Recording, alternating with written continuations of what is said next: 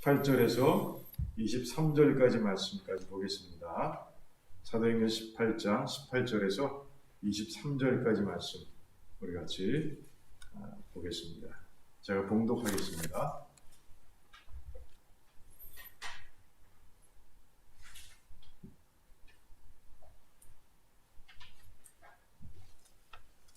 바울은 더 여러 날 유하다가 형제들을 작별하고 배 타고 수리아로 떠나갈새 브리스길라와 아굴라도 함께 하더라. 바울이 일찍 서원이 있으므로 갱그리아에서 머리를 깎았더라. 에베소에 와서 저희를 거기 머물러 두고 자기는 회당에 들어가서 유대인들과 변론하니 여러 사람이 더 오래 있기를 청하되 허락지 아니하고 작별하여 가로되 만일 하나님의 뜻이면 너희에게 돌아오리라 하고 배를 타고 에베소를 떠나 가이사랴에서 상륙하여 올라가 교회의 안부를 물은 후에 안디옥으로 내려가서 얼마 있다가 떠나 갈라디아와 부르기아 땅을 차례로 다니며 모든 제자를 굳게 하니라. 아멘. 기도하겠습니다. 하나님 참 감사합니다. 오늘도 말씀 가운데서 하나님의 뜻을 발견할 수 있도록 도와주시기를 원합니다. 아멘. 말씀 가운데서 우리가 힘을 얻게 하시고 또한 도전을 받게 하시고 또 위로를 얻게 하시기를 원합니다. 아멘. 하나님은 곧 말씀이십니다. 이 말씀을 통해서 성장하며 성숙하며 이 말씀을 통해서 하나님의 나라를 세워가는 모두가 될 수 있도록 하나님 역사해 주시옵소서. 아버지 성령 하나님께서 함께 하실 줄 믿습니다. 감사드리오며 예수님의 이름으로 기도하옵나이다. 아멘. 자, 오늘 말씀 18절을 보니까 고린도를 떠나는 날 갱그리아 항구에서 바울이 아주 특별한 의식을 행하고 있는 모습을 보게 됩니다. 서원한 일, 즉 특별한 목적을 가지고 하나님께 자신의 몸을 거룩하게 구분해서 드리기로 한 약속을 지키기 위해서 머리를 깎고 있는 겁니다. 그러니까 고린도를 떠나는 날이 서약한 그 서원한 기간이 끝나는 날이었던 거죠. 바울이 어떤 목적을 가지고 언제 하나님께 서원했을까 굉장히 궁금해집니다. 그 궁금증을 풀어나가는 과정 속에서 우리는요 큰 영적인 교훈을 발견하게 됩니다. 자, 먼저 언제에 대한 의문을 풀어보겠습니다. 대부분의 성경학자들이 주님께서 환상을 통해서 바울을 만나 주셨을 때 그때 바울이 서원했을 것이라고 얘기합니다. 저도 동의합니다. 서원이라는 아주 특별한 의식인데 고린도에서의 사역을 돌아보면 바울이 서원을 할 만큼 가장 특별했던 순간, 사건은 뭐니 해도 주님과의 만남이었던 거죠. 사실 주님과의 만남은요 바울로서도 아주 드물고 그래서 신비하고 그래서 특별한 그런 체험이었던 것을 우리가 알 수 있어요. 우리 사도행전만 가지고 보면 주님께서 바울을 직접 만나주신 것은 오늘 고린도에서의 만남을 포함해서 딱 3번뿐이었습니다. 첫 번째 만남은 어디였죠? 바울이 회심한 때 다메섹 도상에서 주님께서 그를 만나주시고 그리고 그에게 말씀을 주시던 그때였습니다. 두 번째는 오늘 고린도에서 이제 사역을 격려하시고 그에게 위로하시는 그때 이 만남이었고요. 그리고 마지막은 언제였습니까? 그래요. 이제 로마로 가기 전 예루살렘으로 올라갔을 때 그때 감옥에서 주님께서 만나주셨죠. 딱 이 3번이었어요. 그러니까 고린도에서의 만남은 선교 여행 중에서는 첫 번째 만남이었던 거죠. 그러니까 얼마나 특별했겠어요. 그래서 바울은 이제 그 특별한 만남을 통해서 이제 하나님 앞에 소원하는 모습을 우리가 상상해 볼 수가 있는 거예요. 자, 그렇다면 무슨 목적으로 서원했을까? 또 이 여기에 대한 궁금증도 풀어봐야 되겠죠. 감사함과 그리고 주님의 뜻이 이루어지기를 간절히 바라는 마음으로 서원을 했을 것이다 라고 우리는 미루어 짐작해 볼 수가 있습니다. 지난 주일 말씀을 함께 나누었지만 고린도에 들어설 때 바울의 모습이 어땠습니까? 약했고 두려워했고 심히 떨었다라고 그렇게 우리는 말씀 가운데서 보았습니다. 자, 아테네 사역 때문에 그랬어요. 아테네 사역에서 정말 이 바울은요, 정말 뭐라 그럴까요? 전의를 상실할 만큼의 그런 경험을 그가 하고 왔다는 것이죠. 도대체 내가 왜 이 아테네를 비롯한 아가야 지방에 왔는지 잘 모를 정도로, 확신이 서지 않을 정도로, 그리고 주님의 임재도 체험하지 못할 정도로 아테네에서 냉담한 반응을 경험하고 그가 고린도에 온 거예요. 사실 그 전까지만 해도 어땠습니까? 바울은 가는 곳곳마다에서 엄청난 사건을 경험했습니다. 성령 하나님께서 함께 하셨고 역사하셨고 그런 가운데 기적이 일어나고 그가 복음을 전할 때마다 많은 사람들이 돌아오는 그런 부흥의 현장을 체험할 수 있었던 것이죠. 그런 바울이 처음 당하는 그 냉담함 속에서 이제 완전히 기가 죽어서 이제 고린도에 들어왔다는 것을 우리가 알 수 있는 거예요. 그런데 그런 바울에게 주님께서 나타나신 거예요. 그런 가운데 두려워하지 말라라고 말씀하시고 내가 너를 이곳에 보낸 분명한 목적이 있다라고 분명히 말씀해 주신 거예요. 이 성읍에, 이 도성에 정말 나의 백성들이 너무 많다. 내가 구원할 백성이 너무 많다라고 주님께서 말씀하시면서 이제 복음을 전하라고 이제 격려해 주시는 그런 만남 속에서 바울은 얼마나 기뻤을까요? 바울은 힘을 얻었을 것이고요. 다시 이제 그 복음의 열정을 이렇게 불사르는 모습을 우리가 보게 된다는 것이죠. 그러니까 이 서원의 목적이 뭐라고요? 먼저 감사한 거예요. 주님께서 가장 필요한 순간에 자신을 만나주시면 너무 감사한 거예요. 그리고 이제 이 고린도에서 정말 자기를 도구 삼아 하나님께서 이루고자 하시는 그 목적이 이루어지기를 바라는 마음, 간절한 마음으로 이제 서원을 약속했던 것이죠. 네, 그렇습니다. 자, 그렇다면 서원의 기간은 어떻게 정했을까? 이것도 굉장히 궁금합니다. 오늘 우리는 이 질문에 초점을 맞추게 돼요. 이 물음에 답하는 과정 속에서 우리는 오늘 우리가 들어야 할 하나님의 말씀, 하나님의 음성을 우리가 듣게 될 겁니다. 아멘.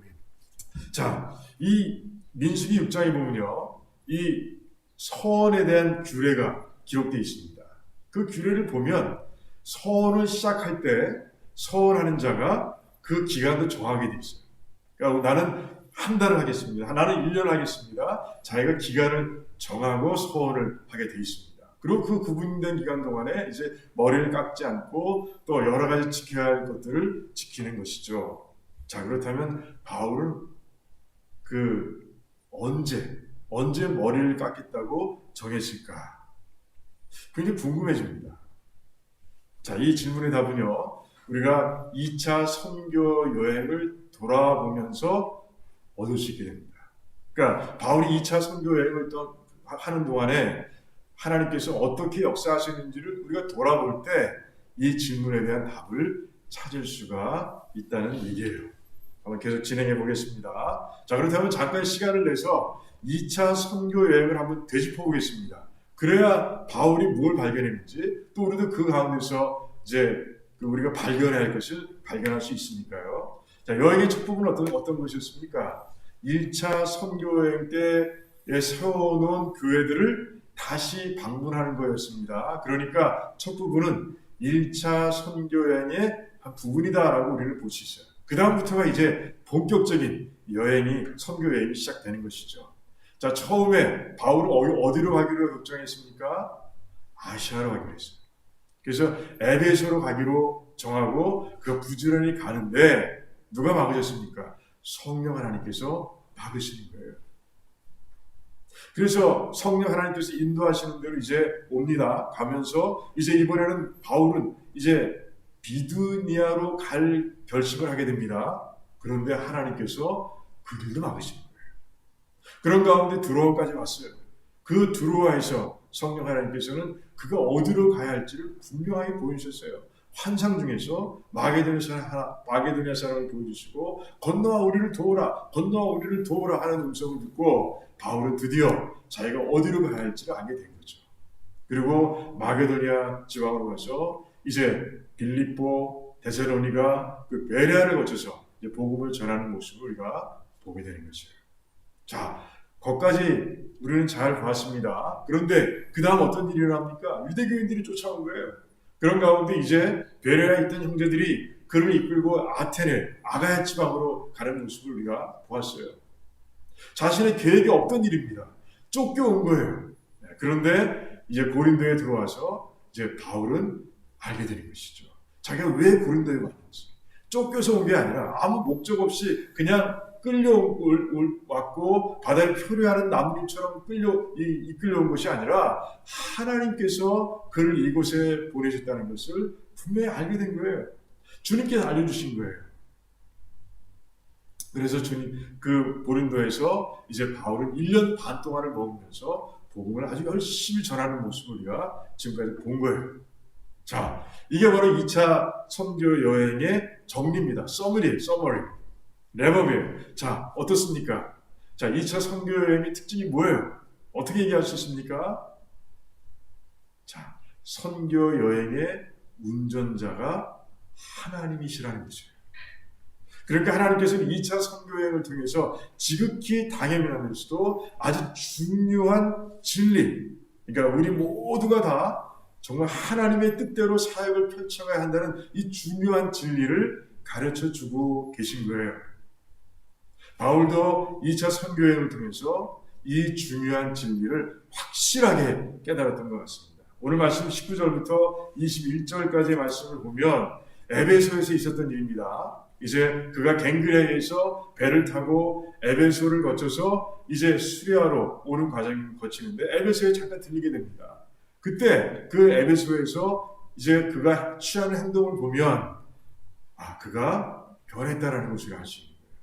에베소에 와서 그는 어떻게 합니까? 먼저 회당에 들어갑니다. 그리고 그들에게 복음을 전하고 유대인들과 변론을 합니다. 그리고 그 변론 과정 속에서 많은 사람들이, 여러 사람들이 깨닫게 되고, 그리고 바울에게 간청합니다. 좀 더 있어 주십시오. 좀 더 있기를 원합니다. 라고 얘기를 합니다. 여기까지는 바울의 평소의 모습과 같습니다. 어딜 가나 회당을 찾았고, 회당에 가서 복음을 전했고, 그리고 많은 사람들이 또 그에 관심을 보였습니다. 여러분 같아요. 그런데 그 다음을 보니 바울의 변화가 확실하게 증거되고 있는 거예요. 만약에 평소의 바울 같으면 여러 사람들이 원하면 그 더 있습니다. 더 있으면서 그들에게 복음을 증거하고 그리고 그 도시가 복음화될 때까지 열심히 노력하는 일하는 모습을 우리가 지금까지 봐왔어요. 그리고 어려운 일이 생겨야 이제 쫓겨나는 일이 있어야 그때서야 그것을 떠나는 모습을 우리가 봐왔습니다. 그런데 바울이 떠나는 거예요. 그들의 간청을 거절하는 거예요. 허락하지 않는 거예요. 그러면서 뭐라고 합니까? 하나님의 뜻이라면 내가 다시 너희들에게로 돌아오겠다라고 이야기하고 있는 모습을 보게 되는 거죠.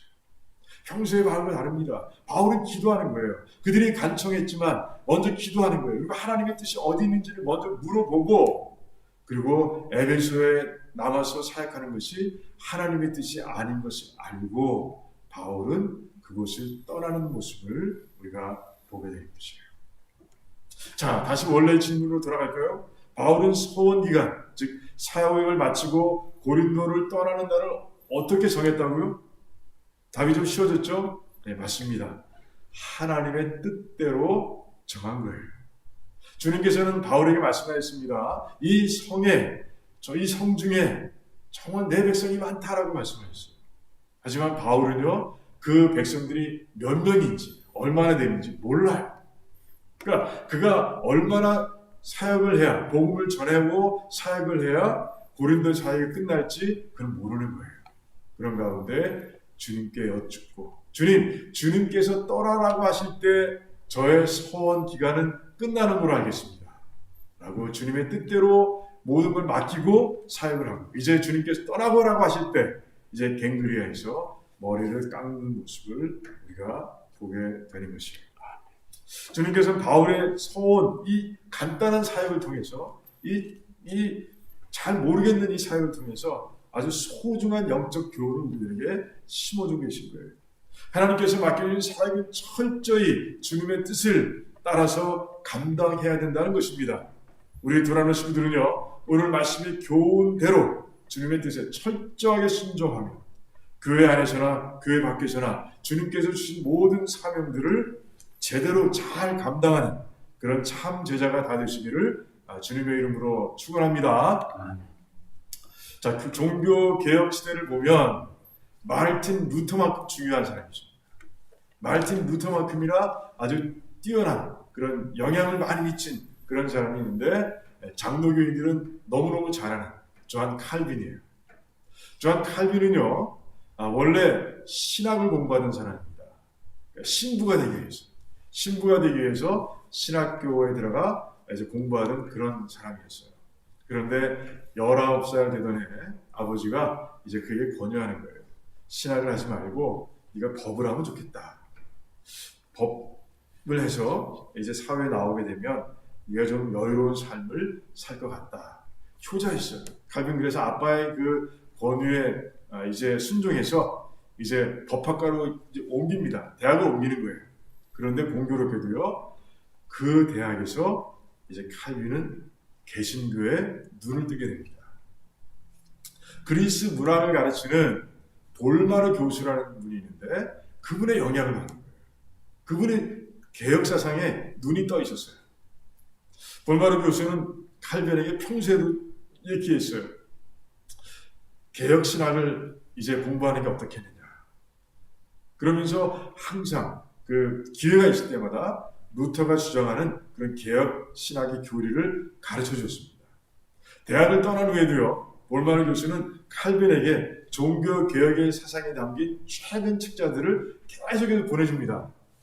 결국은 1533년 그가 24살 되던 해에 칼빈은 이제 프로테스탄트가 됩니다.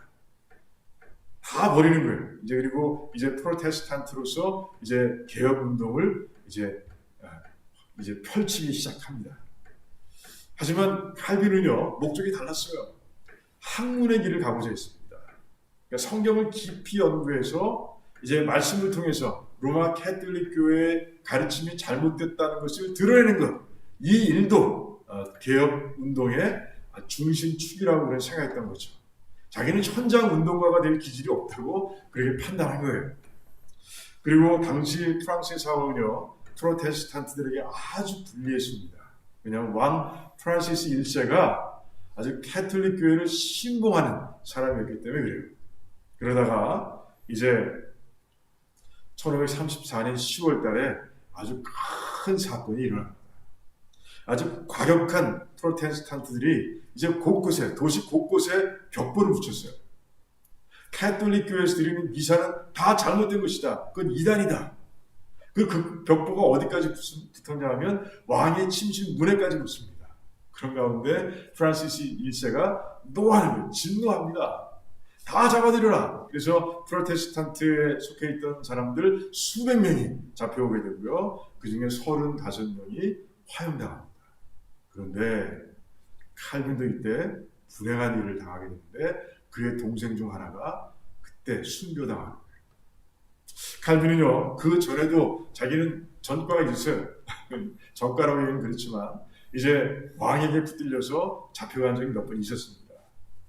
두려워진 칼빈은요, 1536년 다른 동생들을 데리고 이제 프랑스를 떠나기로 결정을 합니다. 그리고 그가 이제 향한 곳은요, 이제 조용히 학문을 연구할 수 있는, 신학을 연구할 수 있는 스트라스부르크라는 곳이었어요. 프랑스와 독일 접경적이 있었는데 어떤 때는 독일의 영향이기도 하고 또 어떤 때는 또 프랑스에 속하기도 하고 그런 곳이었어요. 그 길을 가고 있는데 그 직행 노선, 직행 길이 끊어진 겁니다. 마침 그때 프랑스와 독일 사이에 전쟁이 일어난 거예요. 그래서 결국 할 수 없어서 캘빈 일행은요, 이제 스위스 제네바를 통해서 그곳을 가기 위해서 제네바로 갑니다. 그곳에서 하룻밤, 딱 하룻밤을 머물기로 결정을 하고 이제 간 거예요. 그런데 그 밤 아주 역사적인 사건이 일어나는 거예요. 칼빈의 삶을 송두리째 바꾸는 일이 일어납니다. 그 밤에 어떻게 알았는지 그 제네바에서 개혁운동을 펼쳐가고 있던, 종교개혁운동을 펼쳐가고 있던 기욤 파렐이라는 사람, 그 프랑스 사람입니다. 그 사람도 파렐이라는 사람이 와서 이제 칼빈에게 남아 있어 달라는 거예요. 당신과 같은 사람이 여기 있어야 한다는 거예요. 자기와 함께 동역해서 이 제네바를 이제 종교개혁의 도시로 만들자고 그렇게 간청을 합니다. 하지만 칼빈도 고집이 만만치 않습니다. 자기는 자기가 어떤 사람인지를 알아요. 그런 가운데 안다고 생각했어요. 그런 가운데 이제 자기는 학문에 정진해야 합니다. 라고 그렇게 자기의 뜻을 굽히지 않는 거예요. 그러자 화가 난 바렌이 벌떡 일어나면서 이렇게 얘기합니다. 나는 전능하신 하나님의 이름으로 당신의 학문 연구가 하나의 excuse, 변명이 불가하다는 것을 선포하오. 만약 당신이 이 주님의 사역을 거부한다면 하나님은 당신을 저주할 겁니다. 이렇게 얘기하고 떠나는 거예요. 그날 밤 칼빈은요, 한숨도 자지 못했어요. 그날 밤에 심령을 이렇게 기록해뒀습니다. 그때 나는 파렐의 무서운 명령을 듣고 감당하기 어려울 정도로 몸을 떨었습니다. 그 음성은 마치 높은 보좌에서 들려오는 하나님의 음성과도 같았습니다. 결국 칼빈은요, 자신에게 일어난 일을 하나님의 뜻으로 받아들이게 됩니다. 그 프랑스에서 떠나게 된 일, 자기 동생이 순교당한 일, 그런데 가는 도중에 전쟁으로 인해서 이제 스트라스부르크까지 가는 길이 막힌 것. 그래서 제네바로 우회해야 되는데 그 우회하는 그 밤에 파레를 만난 것. 이 모든 거 다 하나님께서 하신 일이라는 것을 그가 받아들인 거예요. 그리고 주님의 뜻에 순종합니다. 그리고 그 순종한 그 칼빈을 통해서 하나님께서도 그 제네바의 엄청난 일을 일으키시는 거예요. 칼빈은요, 그 제네바에서 자기가 원했던 신학 공부를, 개혁 신학 공부를 계속 할 수 있었고요. 그리고 그가 세운 이론을 그 제네바에 행정적으로 또 실천할 수 있는 기회까지 있고, 그런 가운데 제네바 도시를 완전히 종교 개혁의 중심지로 그가 만들어 놓은 거예요. 그 칼빈의 그 영향력은요, 전 유럽에 퍼져서 프랑스, 영국, 독일, 네덜란드, 스코틀랜드 모두가 다 그의 영향권 안에, 그 이론에, 그의 사상의 이론권 안에 들어가게 됐고요. 스코틀랜드는 아예 그의 사상을 기초로 한 장로교 국가로 변하게 되고 합니다. 그뿐이 아니었어요. 이제 제네바는요, 정말 핍박 때문에, 카톨릭 교회의 핍박 때문에 더 이상 그곳에 머물 수 없었, 자기 나라에 머물 수 없었던 성도들이 이제 몰려와서 이제 종교의 자유를 찾는 그런 영적 오아시스의 역할도 하게 된 거예요. 주님의 뜻에 순종한 칼빈을 통해서 주님께서는 정말 엄청난 역사를 이루어 놓으신 거예요. 칼 파워스 상사는요, 1957년 한 잡지에 이런 글을 기고합니다. 그동안 내가 어떻게 한 외국 소년을 알게 됐고 또 후원을 하게 됐는지 이해할 수가 없었습니다. 그러나 이제 그 이유를 압니다. 그건 순전히 하나님의 뜻이었습니다. 이렇게 기고합니다. 한국 전쟁에 참전한 칼 상사는요, 자신이 후원할 소년을 찾기 위해서 주변 소년들을 유심히 살펴보았어요. 하나님께 주신 거룩한 부담 때문에 그랬어요. 그러다가 1951년 그 소년을 만나게 됩니다. 자기가 근무하고 있던 그 막사, 바로 곁 막사에서 일하는 하우스 보이였어요. 그 소년을 유심히 보는데 늘 긍정적이고, 늘 겸손하고, 늘 친절하고, 늘 자기 일이 열심인 거예요. 그래서 이 소년이면 되겠다라고 싶어서 그 소년과 함께 이제 어느 날 그 집에 가서 부모님께 자기 뜻을 얘기합니다. 이 소년을 데려가서 제가 미국에서 공부를 시키고 싶습니다. 라고 얘기하는 거예요. 부모의 허락을 맡아낸 그는요, 이제 6개월마다 미국으로 한 번씩 고국으로 돌아갈 수 있었어요. 휴가를 얻어서 갈 수 있는데 다 포기하고 그 소년을 미국으로 데려갈 절차를 밟기 위해서 부지런히 뜁니다. 결국엔 성공하고 이제 그 소년과 함께 미국으로 돌아갑니다. 그런데 칼이 부자였냐? 그렇지도 않아요. 그런 가난한 가정의 출신이었어요. 아팔라치아 산맥의 탄광촌에 자라난 10가구밖에 안 되는 작은 그 마을에서 자라난 사람이었어요. 가난해서 자기 학비를 벌기 위해서 군에 그가 지원했던 거죠. 그런데 그 한 소녀를 데리고 미국에 돌아온 그는요, 그 소녀는 아주 유명한 사립학교에, 고등학교에 입학을 시키고 자기는 돈이 모자라서 이제 커뮤니티 칼리지를 들어갑니다. 그 외에도 그 소녀를 후원하기 위해서, 좀 후원금을 모집하기 위해서 많은 일을 해요. 그 지방 신문에 그 소년의 이야기를 내기도 하고, 그리고 이제 거리에 직접 나가서 모금하기도 하고, 그런 가운데 결국은 소년을 졸업시킵니다. 그 소년은요, 이제 신학을 공부하고 목사가 돼서 한국에 돌아갑니다. 1973년 6월입니다. 그때 칼은 이제 다 성장한 그 소년의 초청을 받습니다. 그리고 한국에서 이제 대접을 받고 한국을 돌아보고, 그리고 이제 자기가 있던 곳으로 돌아갑니다. 그리고 한 잡지에, 지방 잡지에다가 이런 글을 씁니다. 비행기에서 내리는 순간 사람들의 활기찬 모습이 눈길을 끌었습니다. 어느 곳에서도 전쟁의 상처는 볼 수 없었습니다. 그리고 잘 성장한 소년은 한국에서 존경받는 목사가 되어 있었습니다. 그는 모든 계층의 사람들에게 복음을 전하고 있었으며, 그가 운영하는 학교에서 자유롭게 전도하는 모습과 토요일마다 열리는 열정적인 청소년 집회를 보고 깊은 감동을 받았습니다.